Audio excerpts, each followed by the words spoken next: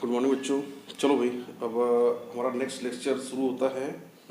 और अभी हम लोगों ने कुछ देर पहले ही एक वीडियो शूट किया था जिसमें हम लोगों ने देखा था कि भाई जो करंट इलेक्ट्रिसिटी हुआ था तो उसी के आगे कंटिन्यू करते हुए हम लोगों ने वहाँ पे क्या छोड़ा था भाई, difference between EMF and PD, potential difference. ठीक है, तो हमारा नेक्स्ट टॉपिक है आपका डिफरेंस या कंपेरिजन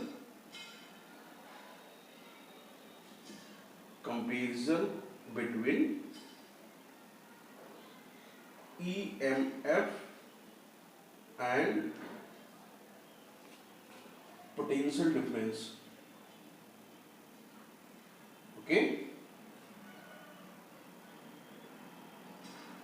ठीक है। तो ये हमारा पास नया टॉपिक है। अब इस पे हम लोग देखते हैं डिफरेंस क्या क्या है भाई। EMF दोनों पे देख लेते हैं क्या डिफरेंस है, EMF और पोटेंशियल डिफरेंस। देखो भाई, जो EMF और पोटेंशियल डिफरेंस है इसमें बहुत ज़्यादा का डिफरेंस नहीं है, लेकिन अगर आप सर्किट वाइज देखोगे, वैसे जो हम लोग क्वेश्चन सॉल्व करते हैं तो ये दोनों डिफरेंस को हम लोग बिना जाने समझे ये करते हैं, ये जान लो। बट डिफरेंस तो है दोनों के बीच में, और क्या डिफरेंस है थोड़ा उसको समझ लेते हैं। जैसे आप मानो एक सर्किट आप जो है कंस्ट्रक्ट करो, सपोज करो कि ये आपके पास एक सर्किट है R1 का, R2 का, ऐसे करके दो आपके पास ऐसे सर्किट है छोटे से। ठीक है, आप यहाँ स्विच को ऑन करोगे, देखोगे आप यहाँ से करंट फ्लो करेगा। ठीक है भाई, अब ये करंट फ्लो करेगा तो इसकी से आप देखोगे कि ये जो होगा एक्चुअली में ये आपका एक EMF देता है, बट इसके क्रॉस जो वोल्टेज ड्रॉप होता है इसी को हम लोग बोलते हैं जनरली पोटेंशियल ड्रॉप या PD। इनके क्रॉस PD अलग होगा, इसके क्रॉस PD अलग होगा। ठीक है, तो EMF को आप कैसे बताओगे भाई, अगर से आप एक यूनिट पॉजिटिव चार्ज को एक कंप्लीट साइकिल कराने में जो आप वर्क करते हो वही आपका होता है EMF। ठीक है, तो और जबकि पोटेंशियल डिफरेंस में क्या होता है कि पोटेंशियल डिफरेंस में बेसिकली आप उसी यूनिट पॉजिटिव चार्ज को आप किन्हीं एक लोड के क्रॉस से, आप रेजिस्टेंस है, इस रेजिस्टेंस के क्रॉस क्या करते हो, यहाँ पे फ्लो कराते हो। ठीक, तो इसमें लिखो जरा, पहला पॉइंट लिखो इसमें, it is the work done on a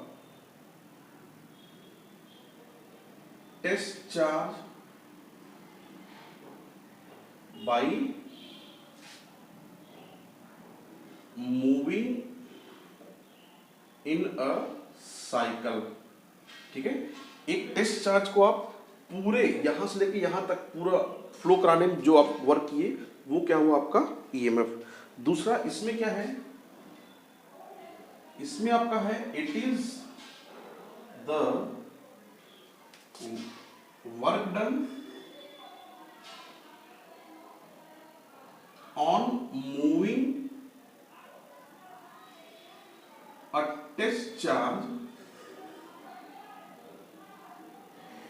from one point to other।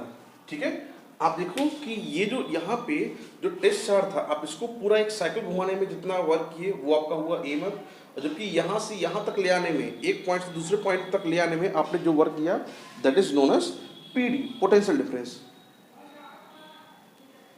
ठीक है भाई, चलो दूसरा डिफरेंस क्या है।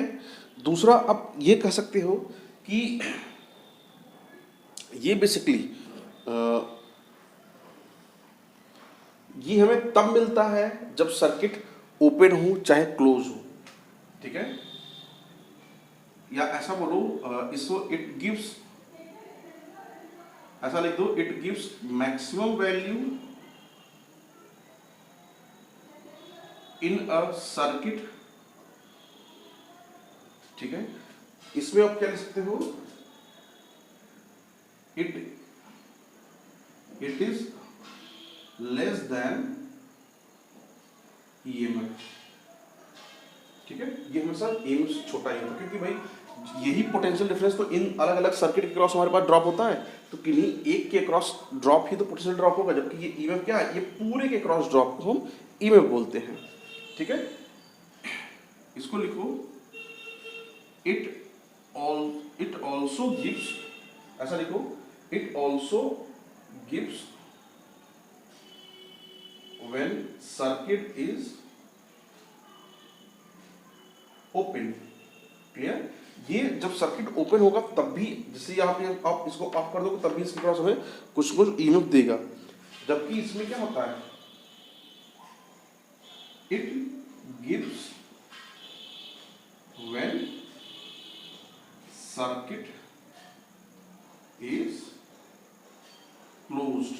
ठीक है, ये तब देगा जब आपका सर्किट क्लोज होगा, तभी जाकर के वो जो है एक पोटेंशियल डिफरेंस आपको मिलेगा। ठीक है भाई, लिख लो इतना। और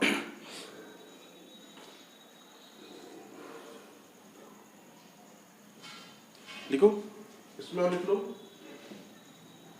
अब चूंकि ये आपका ये सर्किट के रेजिस्टेंस से इंडिपेंडेंट है, देखो, it is independent of the resistance of circuit। ठीक है, आप देख रहे हो यहाँ पे सर्किट के रेजिस्टेंस से इंडिपेंडेंट है, जबकि यहाँ पे इट डिपेंड्स। ठीक, ऐसा लिख दो लाइन में, इट डिपेंड्स, वो डिपेंड करता है। यहाँ रेजिस्टेंस करेक्ट ना हो तो भी इसके क्रॉस हमें ईएमएफ मिलेगा, जबकि अगर ये ऑफ कर दोगे तो करंट नहीं फ्लो करेगा, जब करंट नहीं फ्लो करेगा तो हमारा पीडी मिलेगा ही नहीं, पोटेंशियल ड्रॉप। ये इसको हम लोग शॉर्ट में पीडी भी बोल देते हैं, पोटेंशियल डिफरेंस को। ओके, नोट करो इसे।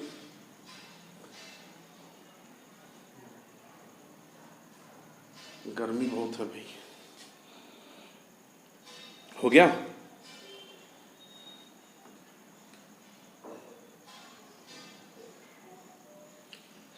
ठीक है भाई, और लिखोगे क्या क्लाइंट, देख लो, पांचवा लिख लो, इट इज अ कॉज। ठीक है, जबकि ये क्या है, इट इज एन इफेक्ट। ठीक, ये भी है। चलो, बोर्ड भर गया, इतना सफिशिएंट है भाई। लिखने को और भी लिख सकते हो आप, इसी को घुमा फिरा के लिखोगे। आप अगर सर्किट को समझ गया हो तो सर्किट से आप बना सकते हो, घुमा फिरा के यही लिखना पड़ेगा, कोई है नहीं, छोड़ो। देखो कॉज क्यों है भाई, क्योंकि भाई कॉज क्या है, बेसिकली सोर्स है, सोर्स से ही मिलेगा हमें ये ईएमएफ। और ये इफेक्ट क्यों है, क्योंकि भाई सर्किट क्लोज होगा तो करंट फ्लो करेगा तो हमारे पास एक पोटेंशियल ड्रॉप मिलेगा। अगर करंट फ्लो ही नहीं करेगा तो क्या पोटेंशियल ड्रॉप मिलेगा क्या, तब नहीं मिलेगा पोटेंशियल ड्रॉप। ओके, चलो भाई नोट करो इसे।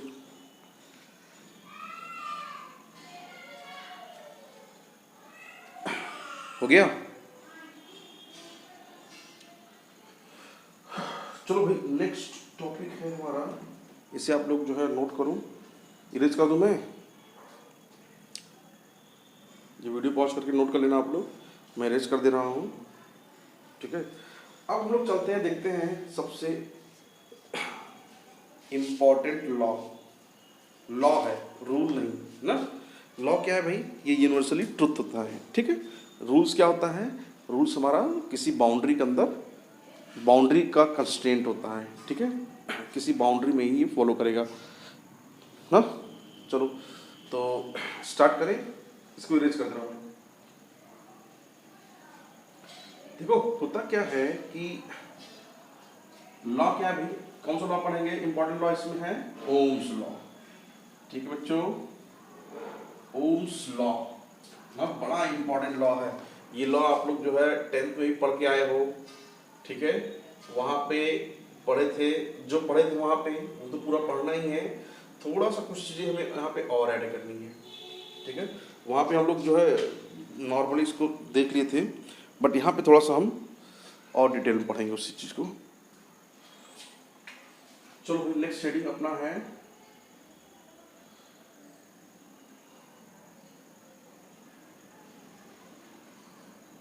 Ohm's law. Okay, Ohm's law क्या है भाई? ओम एक, भाई देखो, ओम एक साइंटिस्ट थे जिन्होंने ये बताया था कि किसी भी, वैसे जनरल चीज़ है, आप खुद देखो भाई, जैसे आप, एक कहावत है, पुरानी कहावत है कि जितना गुड़ डालोगे उतना ही मीठा होगा। ठीक है, सेम वही चीज़ है ये। सपोज करो आपके पास कोई एक सर्किट है, आप उस सर्किट में जितना वोल्टेज सोर्स अप्लाई करोगे, ठीक है, ये उसी के अकॉर्डिंग क्या होगा, इसमें जो करंट फ्लो करेगा उस सर्किट में, उसी सोर्स के अकॉर्डिंग करंट की वैल्यू हमारी बढ़ती चली जाएगी ना। ठीक है भाई, चलो तो इसको लिखो। उन्होंने क्या कहा था कि एट कांस्टेंट टेम्परेचर, ये उनका लिमिटेशन है, at constant temperature and other physical conditions.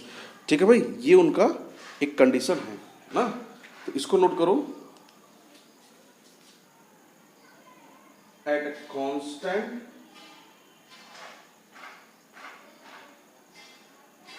Temperature, देखो, at constant temperature and other physical condition. ठीक है,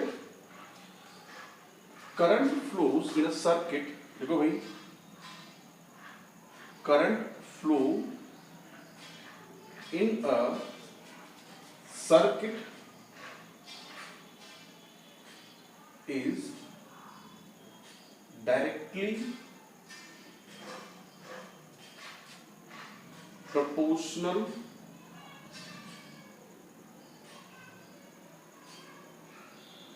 to the applied potential difference। ठीक है, applied potential difference। ओके, तो यहां से जो I होगा ये डिपेंड करता है किस पे, V पे। ठीक है, आप V को जैसे बढ़ाओगे I आपका वैसे से बढ़ता चला जाएगा। ठीक, अब देखो क्या है कि V is directly proportional to I, ऐसा लिख सकते हैं।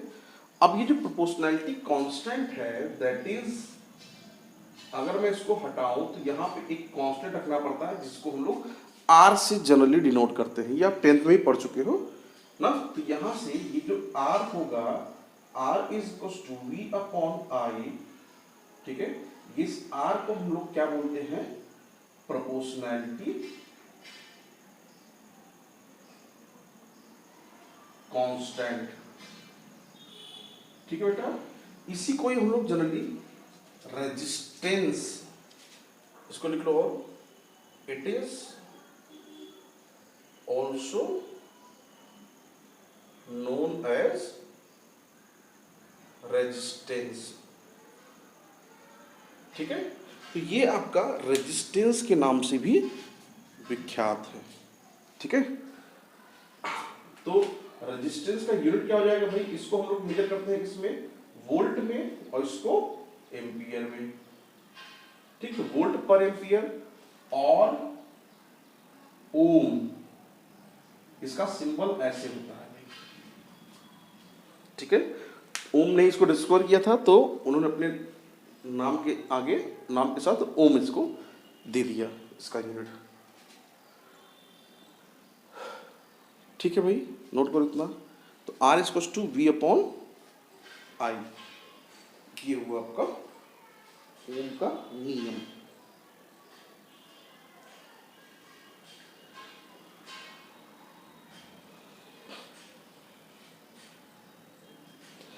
चलो भाई, अब आप देखोगे कि अच्छा, V और I में अगर मैं ग्राफ ड्रॉ करूं, आप देखो जरा। अच्छा, उससे y equal to mx graph आपको पता है, हाँ, y इक्वल टू mx, ये वाला ग्राफ याद है। यहाँ m क्या है, कोई एक इसका स्लोप। सिमिलरली अगर मैं इसको v कर दूं, ये I कर दूं, ये R कर दूं, तो ये क्या हो जाएगा, ये आपके पास I और ये आपके पास v, सेम ग्राफ देगा। तो ये इस पे अगर मैं इसका ग्राफ ड्रॉ करूं तो ग्राफ आपका बन जाएगा भाई, ये I है और ये v है, तो इसका ग्राफ यहाँ से चलेगा स्लोप। तो इसका जो स्लोप देगा दैट इज, ये क्या देगा, ये जो स्लोप देगा थीटा, इसको हम r बोलते हैं, ये होता है v/i। ठीक है, इस इक्वेशन से ये ग्राफ भी बन के आता है ना, नोट करो भाई।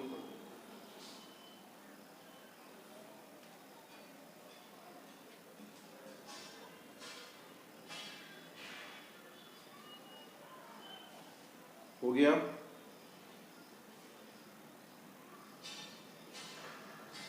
क्यों भाई, चलो बड़ा इंपॉर्टेंट लॉ है ओम्स लॉ। आगे चले, आगे देखो कुछ हमारा सर्किट सिंबल्स हैं। सर्किट सिंबल हालांकि हम लोग 10th में पढ़ चुके हैं, लेकिन जैसे कुछ चीजें हैं समझ लेते हैं, आप एक बार रिवाइज कर ले। सर्किट सिंबल से हम लोग 10th में पढ़ चुके हैं, लेकिन एक बार सोच रहा हूँ कि रिवाइज करा दूँ, जिससे कि जो है चीज़ें क्लियर हैं, आपको पुराना रिवाइज नहीं करना पड़े। ये मैं इरेज कर दे रहा हूँ, ठीक है।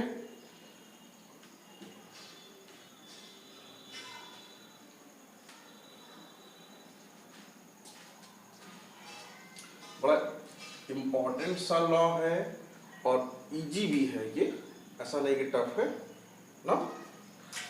तो सर्किट सिंबल्स हैं, जैसे लिख लो, ये मैं ज़्यादा टाइम नहीं दूंगा इस पर, क्योंकि ये सब चीज़ आपको भली भांति पता है भाई, पहले बचपन से ही आप लोग जानते हो।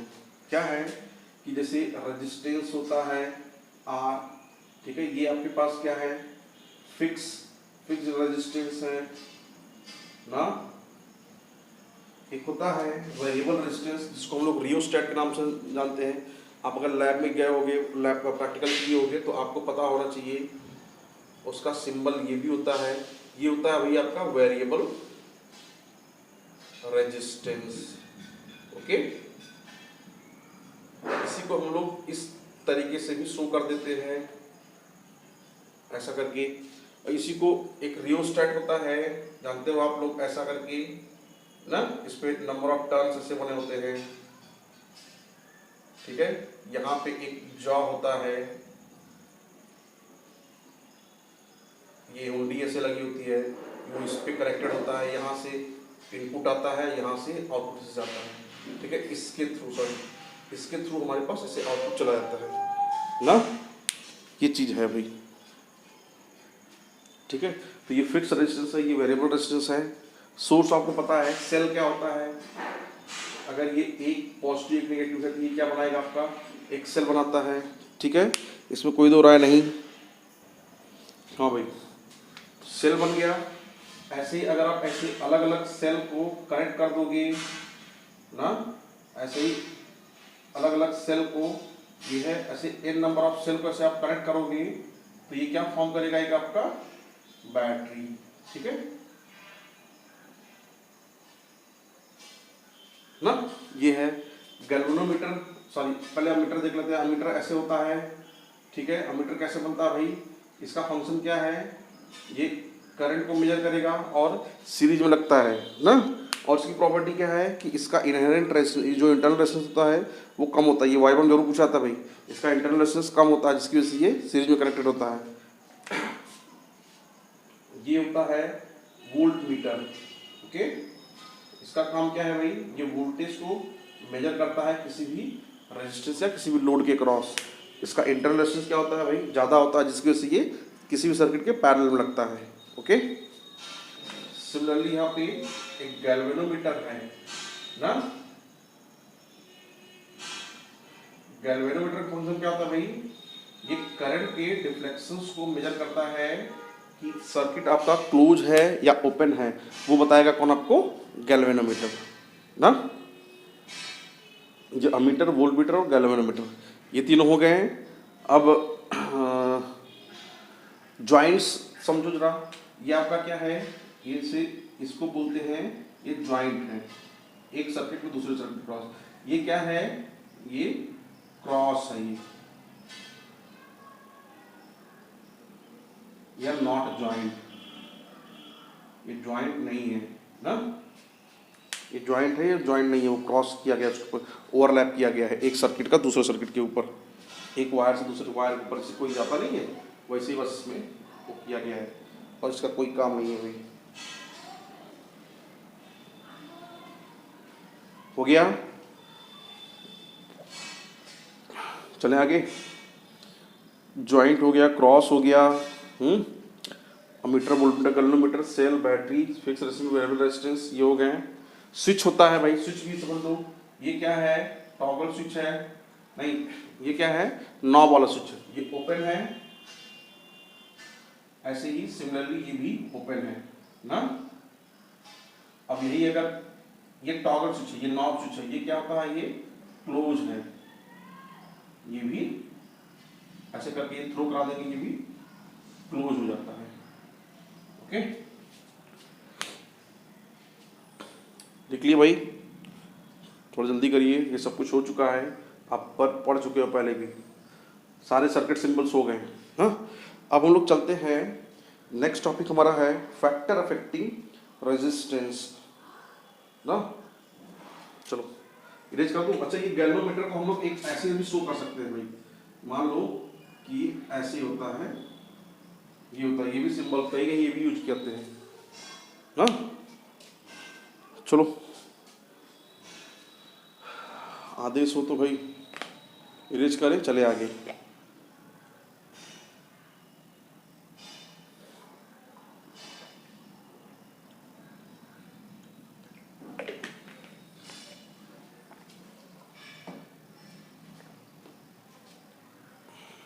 चले इरेज करें, चलो भाई। अब हमारे पास नेक्स्ट टॉपिक है हमारा फैक्टर अफेक्टिंग रेजिस्टेंस ना भाई, कि किसी भी रेजिस्टेंस पे कौन कौन से फैक्टर्स हैं जो कि अफेक्ट करते हैं। तो ये भी आप 10th में पढ़ के आए हो, लेकिन कुछ चीज़ें यहाँ पे थोड़ा सा मैं और डिस्कस कर लेता हूँ ना भाई। चलो, तो फैक्टर कौन कौन से फैक्टर होते हैं भाई, आप देखोगे कि जो रेजिस्टेंस होता है किसी भी वायर का ना।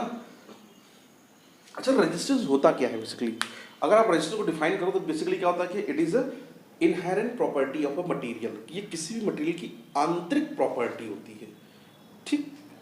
अब अगर मैं रेजिस्टेंस की बात करूँ तो कि रेजिस्टेंस की डिपेंडेंसी, तो रेजिस्टेंस का मतलब होता है बेसिकली हिंड्रेंस, करंट के पाथ में कितना हिंड्रेंस मिल रहा है, उसी को हम लोग क्या बोल देते हैं, रेजिस्टेंस। ओके, अब रेजिस्टेंस जैसे कि हिंड्रेंस का मतलब क्या हुआ, ऑब्स्टिकल या बाधा, हाँ, ट्रबल, ये सब क्या है, ये बेसिकली करंट के पाथ में जो रेजिस्टेंस होता है वायर का, वही बताया जाता है। तो रेजिस्टेंस फैक्टर रेजिस्टेंस ऐसा लिखो, फैक्टर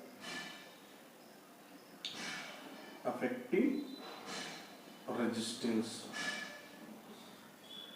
ठीक है भाई।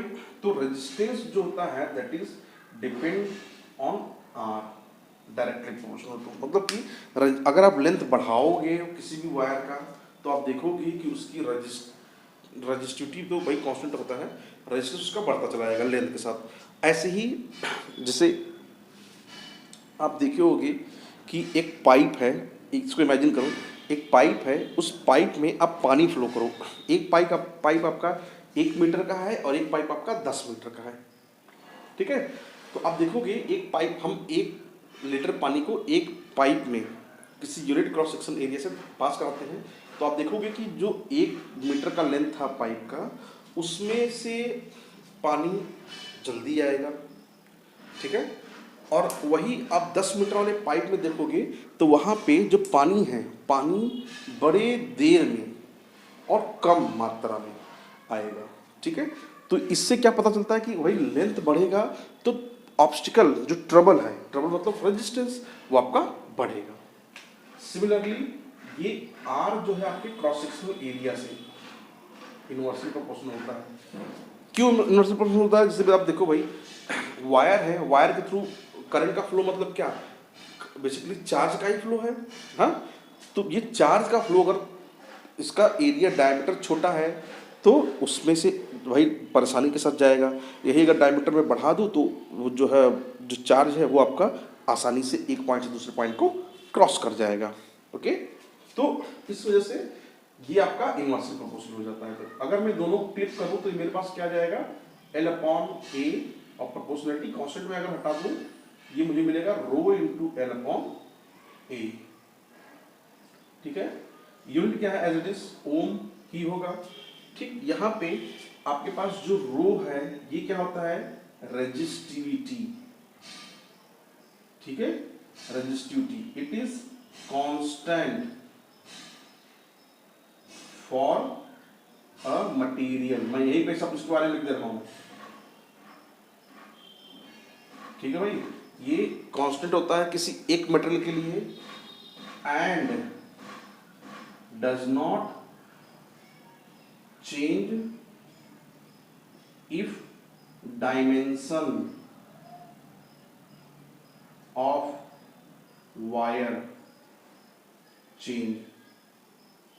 ठीक है भाई, इसका मतलब क्या हुआ कि अगर मैं डायमेंशन मतलब क्या, लेंथ और क्रॉस सेक्शनल एरिया, यही डायमेंशन है। अगर इन दोनों में वेरिएशन हम कराएं तो उस मेटल, भाई मेटल तो वही रहेगा, मेटल में तो कोई चेंज आएगा नहीं ना। तो इस तरीके से जो हमारा मेटल होता है, मेटल तो भाई अगर मान लो हमारे पास एल्यूमिनियम है तो एल्यूमिनियम को मैं पतला वायर लूँ चाहे मोटा वायर लूँ, रहेगा तो एल्यूमिनियम ही। इसलिए ये मटेरियल, ये है मटेरियल की प्रॉपर्टी, ये कांस्टेंट होता है। ठीक है, ये चेंज कब होगा, अगर आप मटेरियल को चेंज करो या फिर सेकेंडली टेम्परेचर को चेंज करोगे तो भी ये चेंज होगा। याद रखना, rho resistivity is change on changing by material itself और टेम्परेचर ऑफ द मटेरियल। ठीक है, ये दो फैक्टर्स पे चेंज होता है, एक तो टेम्परेचर पे, दूसरा मटेरियल की मटेरियल पे ही। ठीक है, ये बना आपका। चलो, अच्छा ओम जो रेजिस्टिविटी था इसका यूनिट क्या होगा भाई, यहां से निकालोगे आप, रो इज टू आप निकालोगे r into a upon l. तो ये ए मीटर स्क्वायर और ये मीटर, तो इसका यूनिट क्या हो जाएगा, ओम मीटर में।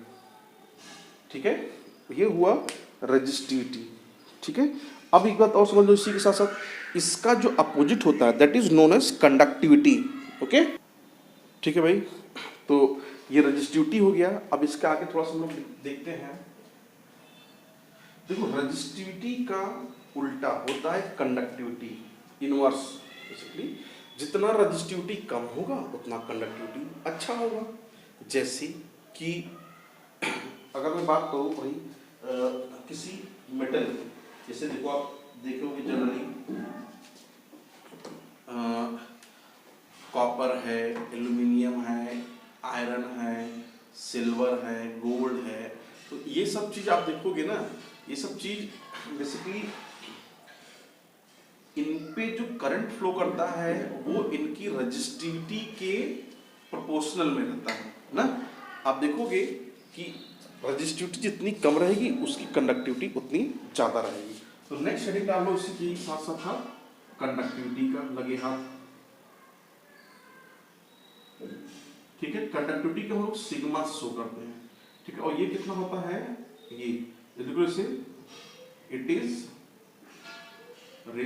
Reciprocal of, it is reciprocal of resistivity rho ना। तो रो इक्वल टू क्या आ जाएगा, 1 अपॉन सिग्मा। इसका यूनिट क्या हो जाएगा, देखो यही ये ओम मीटर है रो का, तो 1 अपॉन हाँ ये लिखो, या इसी को आप sigma equal to 1 upon rho भी लिख सकते हो। रो की डायमेंशन क्या होता है, ओम मीटर, तो इसका क्या हो जाएगा, ओम मीटर इनवर्स। ओके, इसका डायमेंशन हो जाएगा ओम मीटर इनवर्स या 1 अपॉन ओम मीटर। ठीक है भाई, सिमिलरली जैसे आप जो रेजिस्टेंस देखे हो, रेजिस्टेंस को आर से शो करते हैं, रेजिस्टेंस का उल्टा होता है कंडक्टेंस, जिसको हम लोग कैपिटल जी से शो करते हैं। उसको भी लिख लो भाई,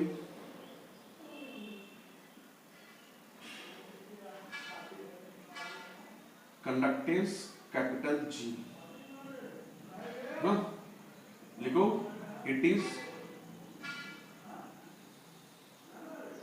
रेसिप्रोकल ऑफ रेजिस्टेंस। ठीक है, तो ये जी इक्वल टू क्या हो जाएगा 1/r। ठीक है, ये हो जाएगा जी इक्वल टू 1/r। इसका यूनिट क्या हो जाएगा ओम इनवर्स या महो, या इसी को हम लोग सीमेंस के नाम से भी जानते हैं।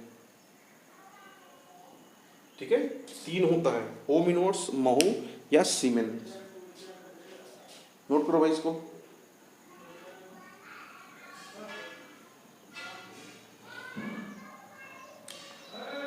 हो गया, चले आगे।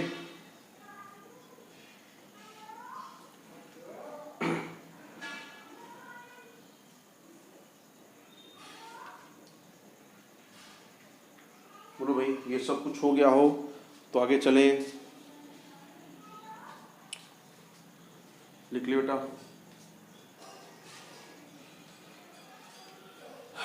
चलो, अब नेक्स्ट इसके आगे है, हम लोग देखते हैं करंट डेंसिटी। अच्छा, एक चीज जानते हो आप लोग, जो एरिया होता है, एरिया वेक्टर, एरिया एक वेक्टर क्वांटिटी होती है, ये तो आपको पता होना चाहिए। ठीक है भाई, एरिया एक वेक्टर क्वांटिटी होती है, ये आपको पता है। इसको मैं इरेज करके सोच रहा हूँ, चलो आगे लिखूँ, कुछ इरेज कर दूँ। आप लोग अगर नहीं लिखे हो तो वीडियो पॉज करके नोट कर लेना बेटा।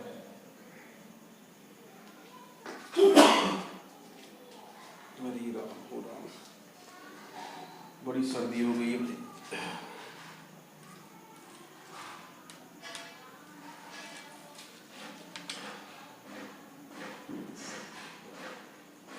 हो गया, चलें। चलो भाई नोट करो। नेक्स्ट टॉपिक है आपका current density.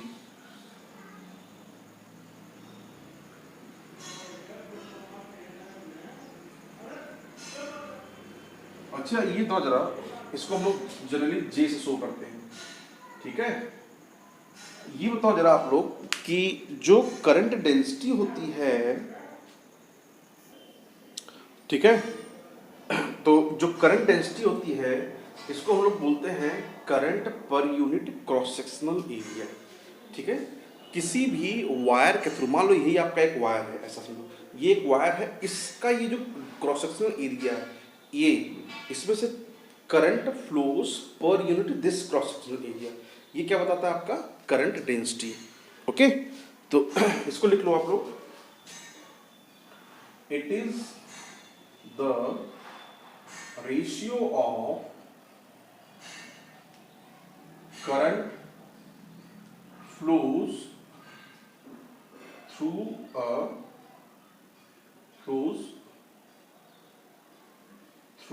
a cross sectional area। ठीक है, J इक्वल टू हो जाएगा I/A। जे कैसी क्वांटिटी भाई, वेक्टर क्वांटिटी है। क्यों? क्योंकि यहाँ पे एरिया एक वेक्टर क्वांटिटी है, ध्यान देना। करंट स्केलर है लेकिन एरिया आपका क्या है, ये एक वेक्टर क्वांटिटी है, तो ये क्या हो जाएगा एम्पी यूनिट क्या हो जाएगा इसका, ampere per metre square. Okay, note करो इसको जरा।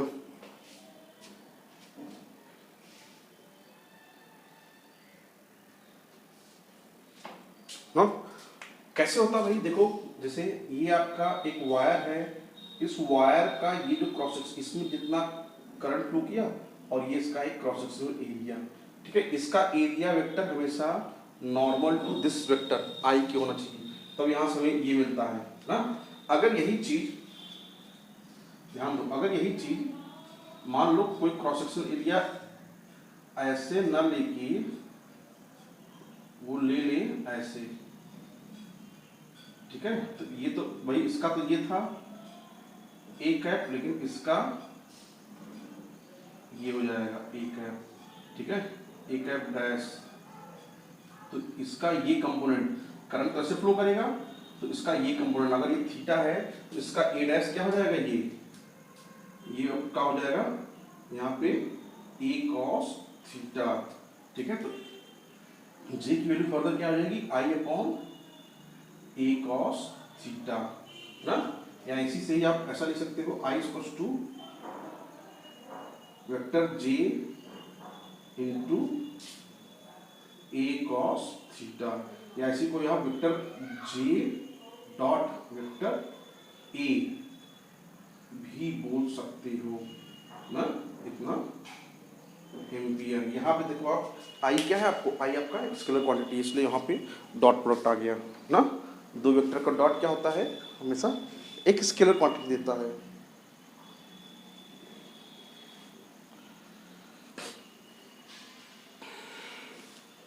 चलो भाई नोट करो, नोट हो गया ये सब चीज, हो गया भाई, चलो इतना लिख लिए, ये लिखो। अच्छा, इसी के कंटिन्यूएशन में आपका ओम्स लॉ का वेरिफिकेशन भी है कि ओम्स लॉ का वेरिफिकेशन कैसे होता है, देख लो उसको भी। ये रेज कर दूं मैं, ये रेज कर दूं, आप लोग वीडियो पॉज करके नोट कर लेना भाई, ठीक है। चलो, एक्चुअली में जो ओरिजिनल ओम्स लॉ होता है that is known as j equals to sigma e, याद रखना। वेरिफिकेशन ऑफ ओम्स लॉ, देखो ये होता क्या चीज है, आपको पता है कि V इक्वल्स टू क्या होता है, E इंटू एल, हाँ, और V इक्वल्स टू क्या होता है, I इंटू आर, आर क्या होता है, रो इंटू एल अपॉन ए। ओके, अब देखो जरा, क्या मैं यहाँ पे V अपॉन आई ऐसा लिख सकता हूँ, V upon L equals to I upon A, ठीक है। अब ये V अपॉन एल क्या होता है, आपका E होता है, और I अपॉन ए क्या होता है, आपका G होता है, ये सिग्मा, इसको दर भेजोगे तो ये J इक्वल्स टू क्या हो जाएगा, 1 अपॉन रो इंटू ई, 1 अपॉन रो क्या होता है आपके पास, सिग्मा, ये यही होता है आपके पास ओम्स लॉ का verification, J equals to sigma into E, ठीक है। ये ampere per metre square, note करो वैसे, नोट करो, सब छोटे छोटे चीजें फटाफट नोट करो।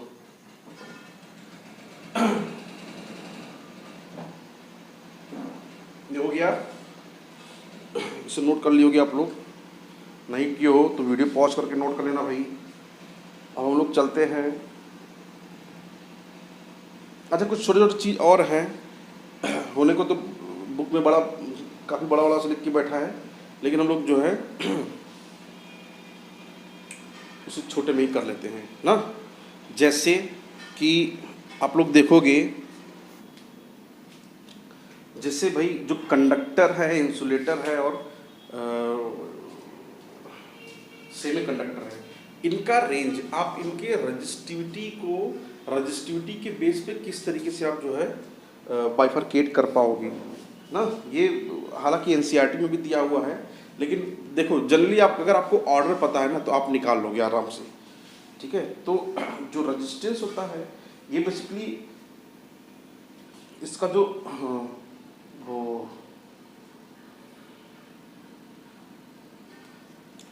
देखो जो कंडक्टर होता है, मैं यहीं पे लिख दे रहा हूं शॉर्ट में, ठीक है। जो कंडक्टर होता है, कंडक्टर की जो रजिस्टिविटी होती है that is line between -4 ohm meter to -6 ohm meter, ठीक है। इनके बीच में लाई करता है, या इक्वेट भी करा दो, ठीक है। सिमिलरली जो इंसुलेटर होता है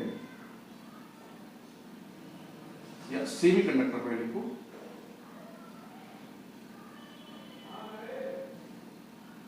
जो सेमी कंडक्टर डिवाइस होता है ना, जैसे कि अच्छा कंडक्टर का क्या क्या होता है भाई, जैसे अभी मैंने नाम लिया ferrous, aluminium, alloy, gold, silver, copper, nichrome, ये सब ऑर्डर, ठीक है।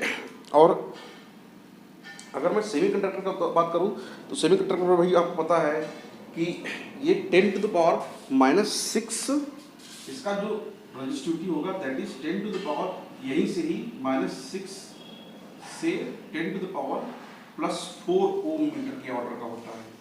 ठीक है, इसको आप 10⁻⁻6 से 10⁻⁻4 के ऑर्डर का ये सेमीकंडक्टर होता है। इसका ये एग्जांपल क्या है भाई, आर्सेनिक, जर्मेनियम, सिलिकॉन, ये सब चीज़ें। ठीक है, आपको ये जो है उसमें भी दिया गया है पीरियोडिक टेबल में। अब जो इंसुलेटर होता है भाई, इसकी वैल्यू आप देखोगे कि इससे ज़्यादा होना चाहिए। जनरली जो इंसुलेटर होता है उसकी रजिस्टिविटी ग्रेटर देन 10⁻4 ओम मीटर से 10⁻14 के ऑर्डर का भी होता है, जैसे बैकेलाइट, ग्लास, ठीक है, माइका, ये सब जो है बहुत हायर ऑर्डर के होते हैं। 10⁻14 के ऑर्डर का होता है ना।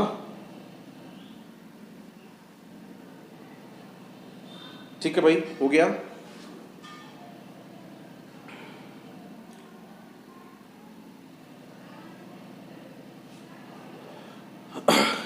इतना हो गया। अब देखो, जैसे आपके जो रेजिस्टेंस होते हैं, ध्यान दो, जो रेजिस्टेंस होते हैं आप देखोगे कि ये रेजिस्टेंस भी आपके अलग अलग टाइप, ये लिख लिया नहीं आपको, लिख लो इसे, ये छोटे छोटे चीज़ें लेकिन इन लोगों को भाई जरूरी होता है लिखना, लिख लो। अब देखोगे आप जैसे कि जो छोटे छोटे रेजिस्टेंस होते हैं, रेजिस्टेंस को हम लोग बनाते कैसे हैं। ठीक है, तो रेजिस्टेंस बनाने के कुछ अलग अलग तरीके हैं। पहला तो हम लोग भाई वायर वाउंड से बनाते हैं, वायर को वाउंड करके। दूसरा होता है कि ये कार्बन जो होते हैं ना, कार्बन वगैरह, कार्बन एलॉय, इन सबको इनका क्ले भी होता है, इनको जो है हम लोग जो है सान के मिक्स करते हैं। मिक्स करने के बाद जो है उसको हीट करके एक जो है सिलेंडर शेप दे देते हैं। तो इससे हमारा डेफिनेट अलग अलग टाइप का ये रेजिस्टेंस बन जाता है। ठीक है, तो ये सब भी आप देखोगे आगे। आगे हम लोग देखेंगे भाई कलर कोडिंग, और जो कलर कोडिंग पढ़ेंगे ना, ये बेसिकली जो वही हम लोग कार्बन वाला रेजिस्टेंस होता है, जिसको कार्बन, क्ले, रेजिन, ये सब चीज़ों को गोद रेजिन ना, इन सबको मिक्स करके हीट करते हैं। हीट करके उसको एक जो है प्लास्टिक जो है एक सिलेंडर शेप देते हैं। सिलेंडर शेप देने के बाद उस पर हम कलर का बैंड चढ़ाते हैं। ठीक है, वही कलर का बैंड आप देखोगे इलेक्ट्रॉनिक शॉप पे मिल जाएगा आपको, या किसी भी इलेक्ट्रॉनिक कंपोनेंट देखोगे ना, तो वही रेजिस्टेंस ऐड लगा रहता है हर जगह। कलर के अकॉर्डिंग जो है उसका मैग्नीट्यूड बदला जाता है। तो किस तरीके से मैग्नीट्यूड होता है कलर कोडिंग, बेसिकली वो आपके चैप्टर में है, एनसीईआरटी में भी है। हालांकि जो है इस बार बोर्ड से हटा दिया गया है, लेकिन जो है बड़ा आसान, छोटा सा टॉपिक है, कर लेते हैं। हटा दिया तो उसी का मतलब जानना तो चाहिए ही में। ठीक है, तो उसको भी हम लोग करते हैं। चलो भाई, तो इतना आई थिंक हो गया है। अब हम लोग चलते हैं colour coding of a carbon resistance. Wire bound वाले में तो भाई हम लोग जो वायर डालेंगे उसी के अकॉर्डिंग इसकी वैल्यू होती है, लेकिन जो कार्बन वाला होता है उसकी कलर कोडिंग कैसे करते हैं, इरेज कर देना होगा इसको। ये तो आई थिंक आप लोग नोट कर ही चुके होंगे। तो कलर कोडिंग एक्चुअली में आप देखोगे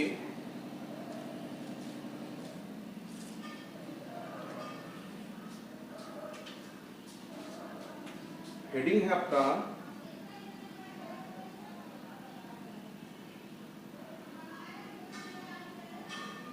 कलर कोडिंग ऑफ अ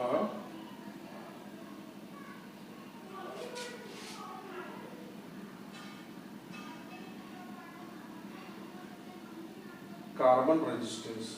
ठीक है, तो देखो जो कलर कोडिंग होता है ना, इसमें एक छोटा सा फार्मूला है, ट्रिक है। उस छोटे से फार्मूले को आप अगर जो है समझ लो तो उसके बेस पे, ठीक है, आप उसके बेस पे किसी भी वायर को आप फाइंड कर सकते हो। ठीक, क्या है कि जो रेजिस्टेंस का अमाउंट होगा, याद रखो, एक छोटा सा फार्मूला है, बुक में तो बहुत लिखा हुआ है, लेकिन जानना, x y into 10 to the power minus z plus minus, ठीक है, ये क्या है, टॉलरेंस, ठीक है, ये हमेशा परसेंटेज होता है टॉलरेंस, ठीक है। तो ये जो फॉर्मूला है x y into 10 to the power minus z, ठीक, आप इसको कलर के अकॉर्डिंग पहला बैंड, दूसरा बैंड, तीसरा बैंड और चौथा बैंड, 4 बैंड होते हैं, 4 बैंड के अकॉर्डिंग आप यहाँ पे प्लेस करोगे। कैसे प्लेस करोगे वो मैं पहले बता रहा हूँ। ऐसा है जैसे देखो आपके पास ये एक सिलेंड्रिकल शेप का आया,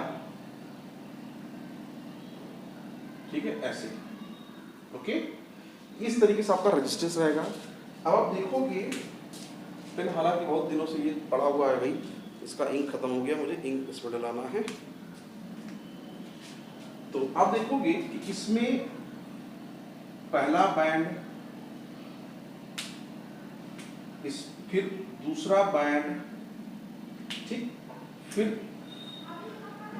तीसरा बैंड, फिर चौथा बैंड, ओके, ये इस तरीके से 4 बैंड बने होंगे। अब कोई भी कार्बन का रेजिस्टेंस आप देखोगे इस तरीके से उसमें 4 बैंड बने होंगे। ये पहला वाला बैंड आपको x शो करेगा, दूसरा वाला बैंड आपको y शो करेगा, तीसरा वाला बैंड आपको z शो करेगा, ठीक है, ये माइनस नहीं है, सॉरी, ये x y into 10 to the power z plus tolerance, और ये चौथा वाला जो आपको है ये टॉलरेंस शो करेगा, ठीक है। अब ये जो एक्स वाई जेड है, ये टॉलरेंस वाला ना, ये आपका ज्यादा कलर होता नहीं, ये आपका सिल्वर, गोल्ड और नो कलर, ठीक है। पहले भाई टॉलरेंस को देखो, इसमें कुछ चीजें आपको सीक्वेंस लर्न करना पड़ेगा।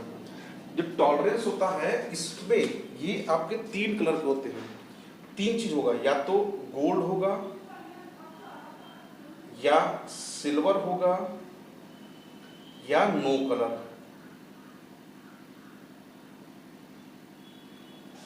ठीक है भाई। तो 3 चीज होगा, गोल्ड, सिल्वर या नो कलर ना।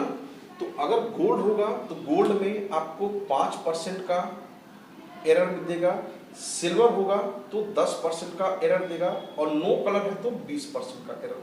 ये लर्न करना है भाई आपको, देख लो, है कुछ नहीं, इसको आपको लर्न करना है।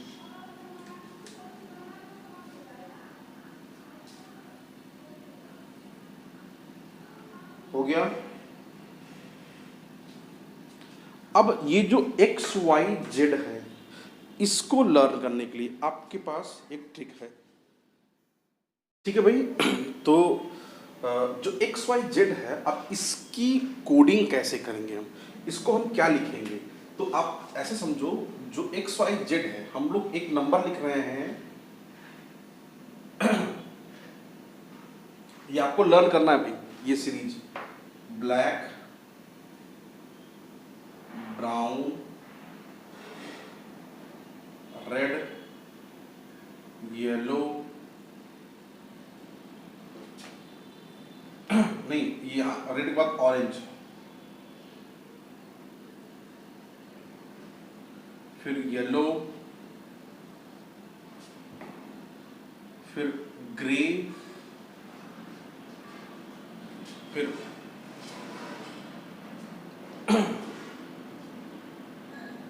सॉरी ग्रीन है, ये ग्रे नहीं है, ग्रीन, ग्रीन अभी बाद में आएगा, ग्रीन, फिर ब्लू, फिर वॉयलेट,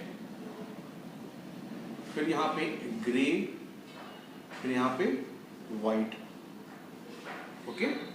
तो आप ये जान लो कि ये जो नंबरिंग है ये 0 से लेके 9 तक रहेगा। जो एकदम ब्लैक होगा, ब्लैक को हम लोग 0 शो करेंगे, और जो एकदम व्हाइट होगा, व्हाइट को हम लोग क्या करेंगे, 9 शो करेंगे। तो आप देखोगे कि 0 1 2 3 4 5 6 7 8 9 ऐसा करके इसकी नंबरिंग आपको करनी पड़ेगी। इसकी वैल्यू कितनी होनी चाहिए, 0, इसकी वैल्यू 1, इसकी वैल्यू 2, इसकी वैल्यू 3, इसकी वैल्यू 4, इसकी वैल्यू 5, इसकी वैल्यू 6, इसकी वैल्यू 7, इसकी वैल्यू 8 और इसकी वैल्यू 9। ओके, तो 0 से लेके 9 तक ये आपको कलर नोट करना पड़ेगा। इसको जनरली जानते हो पुराने समय से लोग जो है टीचर लोग ये बनाए हैं कि BB Roy of Great Britain had very good wife, ऐसा करके लोग बना दिए हैं ताकि कोडिंग याद रहे और वो 0 से लेके 9 तक रहेगा। क्या होगा? BB Roy of Great Britain had very good wife, ऐसा करके वो 0 से लेकर 9 तक बना दिए हैं। आपको कलर लर्न करना है, बेसिक मेन फंडा आपका है कि इस कलर को आपको लर्न करना है एनी हाउ, ठीक है। तो इसकी वैल्यू अब जैसे देखो एक एग्जांपल मैं करके बता रहा हूँ। मान लो कि यही आपका एक जो है कोड है, ऐसा करके जैसे यहाँ पे मानो ये आपके पास R है, रेड दिया, ये दूसरा आपका रेड दिया, तीसरा आपका ब्लू दिया और चौथा आपका व्हाइट दे दिया, सिल्वर, ठीक है, ये सिल्वर कलर दे दिया। अब इसका रेजिस्टेंस कितना होगा इस वायर का? तो आपको पता है कि R की वैल्यू कितनी है, देखो यहाँ से 4 है, सॉरी रेड के यहाँ पे 2 है, ठीक है। तो यहाँ पे पहला क्या लिखोगे आप? एक R इसको रिप्रेजेंट करेगा, दूसरा R उस Y को रिप्रेजेंट करेगा, जो तीसरा B है वो Z को रिप्रेजेंट करेगा और चौथा सिल्वर कलर आपको ये टॉलरेंस होता है। इसकी वैल्यू सिंपल आपकी हो जाएगी, ये 2 है, ये भी 2 है और इनटू 10 टू द पावर ये कितना है Z, Z मतलब कितना? B मतलब क्या? ब्लू मतलब 6 और सिल्वर मतलब प्लस माइनस कितने का? सिल्वर आपका कितना है? 5% वो लिखा था, देखो नहीं 10%, ये सिल्वर आपका 10% हो जाएगा। ये आपका आ जाएगा नेट रेजिस्टेंस, ठीक है। इस तरीके से आप जो है ये फाइंड कर लोगे किसी भी कलर का ना। जैसे अगर आपको दे दिया गया, अच्छा मैं इसको इरेज कर दूं थोड़ा, चलो इधर इस तरफ लिख दे रहा हूँ, एक आध एग्जाम्पल होकर बता रहा हूँ आपको, ये आप लिखे ही होगे आई थिंक, मैं कुछ इसमें एग्जाम्पल करके और बता रहा हूँ ताकि ये क्लियर हो जाए आपको। ये है बहुत आसान, बस कुछ चीजें हैं आपको लर्न करनी है।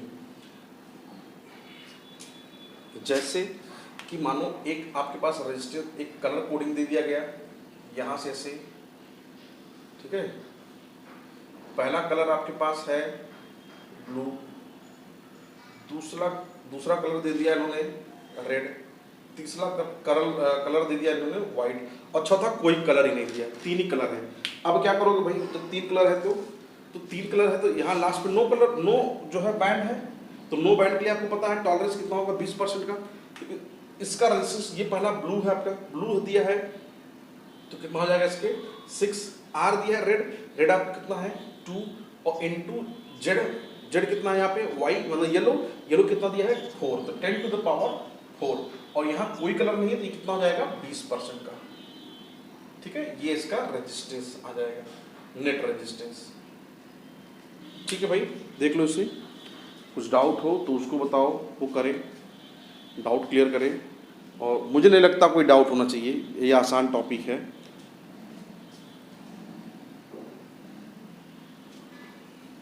ठीक है, ऐसे ही अगर मैं एक एग्जांपल और दूं, जैसे कि ये आपको दे दिया गया VWG और यहाँ पे आपको गोल्ड दे दिया गया, लास्ट टॉलरेंस गोल्ड। इसका कितना हो जाएगा? V वॉलेट मतलब वॉलेट कितना होता है 7, ये 7, W वाइट कितना भाई 9, ये 9 और G कितना भाई ग्रे कितना दिया आपको 8, तो 10 टू द पावर कितना 8 और प्लस माइनस गोल्ड दिया है यहाँ पे 5% का एरर, ठीक। ये आपका नेट रेजिस्टेंस आ गया, ठीक है भाई। इस तरीके से आप अपने अकॉर्डिंग जो चाहो वो रेजिस्टेंस की वैल्यू फाइंड कर सकते हो, ठीक है भाई। तो इस तरीके से आपका ये पूरा टॉपिक क्लियर हुआ। अब हम लोग चलते हैं आगे नेक्स्ट टॉपिक की तरफ, और नेक्स्ट टॉपिक हमारा है, अच्छा, इस पे भी क्वेश्चन भी कराना है भाई, इसमें बहुत सारे क्वेश्चन बनते हैं। रेजिस्टेंस, रेजिस्टिविटी, करंट डेंसिटी, ठीक है, इन सब पे बहुत क्वेश्चन बने हुए हैं। एक मैं आपको बेसिक डेरिवेशन करा दे रहा हूँ, क्योंकि टाइम जो है ना लिमिटेड है। मैं सोच रहा हूँ भाई अभी ज़्यादा खींचूंगा तो फिर जो है फिर वीडियो का लेंथ बढ़ेगा और अपलोड करने में प्रॉब्लम होती है। तो मैं सोच रहा हूँ ना आपको एक छोटा सा वो करा दूँ, रेजिस्टेंस। ये इरेज कर दे रहा हूँ मैं, आई होप आप लोग नोट कर लिए होंगे।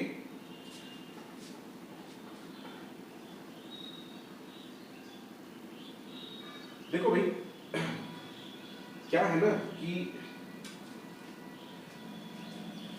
जैसे आप एक वायर ले लो, उस वायर का रेजिस्टेंस आपको निकालना है, उस वायर को आप एक्सटेंड कर दोगे एंड फोल्ड, तो नया रेजिस्टेंस कितना होगा। ये बोर्ड का भी क्वेश्चन है, बोर्ड में अक्सर करके पूछता है और कई गवर्नमेंट एग्जाम हैं जिसमें अक्सर पूछ लेता है ना। क्वेश्चन क्या रहेगा, डेरिवेशन है बेसिकली, एक वायर है, इसका लेंथ आपका दिया गया है L इसका लेंथ दिया गया है, ठीक है, और इसका क्रॉस सेक्शनल एरिया A है, ठीक। अब उन्होंने बोला अगर मैं इसको n फोल्ड बढ़ा दूं, ठीक है, मान लो मैं इसका लेंथ n टाइम्स बढ़ा दे रहा हूं, ठीक है, n टाइम्स ऑफ L कर दिया, ओके, तो इसका जो क्रॉस सेक्शनल एरिया होगा वो तो भाई चेंज हो जाएगा A' से। अब इसका नया रेजिस्टेंस कितना होगा ये आपको फाइंड करना है, ठीक। तो इसके लिए क्या करोगे भाई, देखो जो मटेरियल है ये मटेरियल तो आपको आपके पास कांस्टेंट रहेगा, तो इसका वॉल्यूम अगर मैं निकालूं तो वॉल्यूम क्या हो जाएगा A इंटू N, सिमिलरली उसका volume N into L into A', तो A' की वैल्यू यहाँ पे क्या हो जाएगी AL upon N times of L, ये कैंसिल हुआ, यह क्या हुआ A अपॉन N, तो आप देखोगे कि A' क्या हो जाएगा A अपॉन N, ओके। अगर लेंथ को आप n टाइम्स इंक्रीज किए हो तो जो क्रॉस सेक्शनल एरिया है उसकी वैल्यू n टाइम्स कम हो जाएगी ना, ये हमने देखा। अब देखो जरा कि इसका नया रेजिस्टेंस कितना हो जाएगा, इसका पुराना रेजिस्टेंस कितना था भाई R equals to rho into L upon A, और नया रेजिस्टेंस RN कितना हो जाएगा, रो तो कांस्टेंट रहेगा क्योंकि मटेरियल तो सेम है, L कितना हो जाएगा n times of L, area क्या हो जाएगा A अपॉन N, ये n ऊपर जाएगा तो ये n square rho L upon A। अब आपको पता है भाई रो L अपॉन A की वैल्यू ये पुराना रेजिस्टेंस है, इसको आप फर्दर लिख सकते हो L square times of R, तो यहां से आपके पास एक नया रेजिस्टेंस बन जाएगा R equals to N square times of R ना। ये एक छोटा सा डेरिवेशन है, मैं सोचा भाई इसको बता दूं क्योंकि टाइम कम है, जिसकी वजह से जो है ये आप आसानी से कर लोगे, ओके। तो अगर से लेंथ को मैं 2 गुना बढ़ाऊं तो रेजिस्टेंस पुराने का 4 गुना बढ़ जाएगा, लेंथ को मैं 3 गुना बढ़ाऊं तो रेजिस्टेंस पुराने का 9 गुना बढ़ जाएगा, 5 गुना बढ़ाऊं तो 25 गुना बढ़ जाएगा। इस तरीके से हमारा अगर आधा बढ़ाऊं तो मेरे पास 1/2 मतलब कितना 1/4 टाइम्स मतलब कि 4 गुना कम हो जाएगा ना, ऐसा करके, ठीक है। अगर 4 ओम होगा और अगर मैं उसको आधा कर दूं तो क्या होगा 1 ओम हो जाएगा, ओके। चलो तो बच्चों आप इसके बाद जितना टॉपिक हो चुका है भाई उस पर आप न्यूमेरिकल्स करो, जो डाउट हो आप मुझे कमेंट करोगे तो मैं बताऊंगा, मैसेज कर सकते हो आप, ठीक है। चलो ओके, और वीडियो को भाई थोड़ा लाइक करो, सब्सक्राइब करो, अपने फ्रेंड्स अपने खुद भी सब्सक्राइब करो, अपने दोस्तों से भी सब्सक्राइब कराओ भाई, उनको शेयर कराओ, ठीक है। चलो ओके, थैंक यू बच्चों।